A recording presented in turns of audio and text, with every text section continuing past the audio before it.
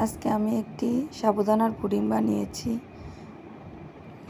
তাহলে দেখেন কিভাবে বানালাম। প্রথমে আমি 1 কাপ সাবুদানা নিলাম, পানিতে সিদ্ধ করে নেব এটা ভালো করে।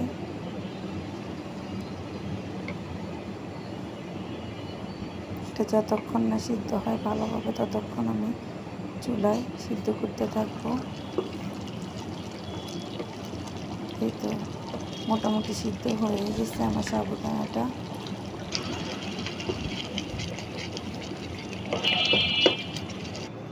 এখন আমি সাবুদানাটা নিয়ে নেব একটা ছাঁকনিতে, ছেঁকে ঠান্ডা পানি দিয়ে ধুয়ে নেব।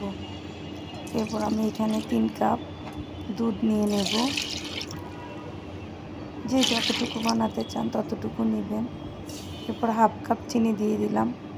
আমি এতটুকুই দিলাম, যে যেমন চিনি খান ততটুকুই দিবেন। এরপর আমি এখানে একটু গুঁড়া দুধ মিশিয়ে দিলাম, একটু স্বাদ বাড়ানোর জন্য। দুধটা কিন্তু এখনও ঠান্ডা আছে, আমি কিন্তু চুলাটা এখনও অন করিনি।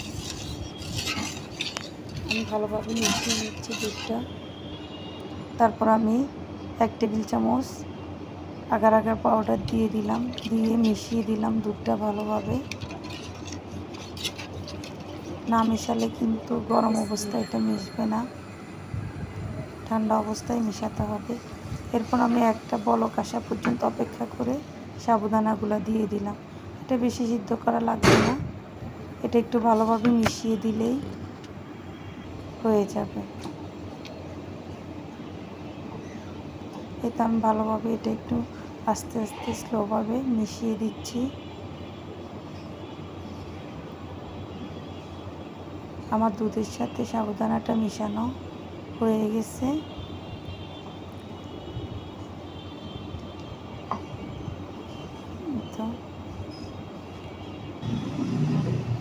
তারপর একটা বলক আসলেই আমি এটা নামিয়ে নেব। এখানে আমি যেটাতে সেট করব এটাতে একটু তেল ব্রাশ করে নিয়েছি, সেটা দেখাতে ভুলে গেলাম।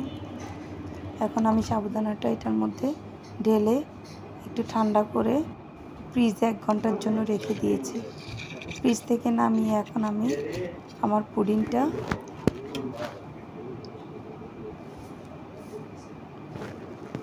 সার্ভ করব। এই তো আমি আমার পুডিংটা সার্ভ করতেছি। দেখে নেন দেখতে কতটা ইয়াম্মি হয়েছে আমার পুডিংটা। মাশাআল্লাহ, খেতেও অনেক মজা হয়েছে।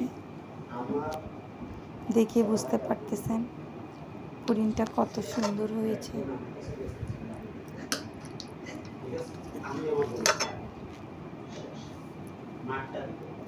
আসসালামু আলাইকুম এভরিওয়ান, সবাই কেমন আছেন? সবাই জানাবেন আমার পুডিংটা কেমন হয়েছে। আল্লাহ হাফেজ।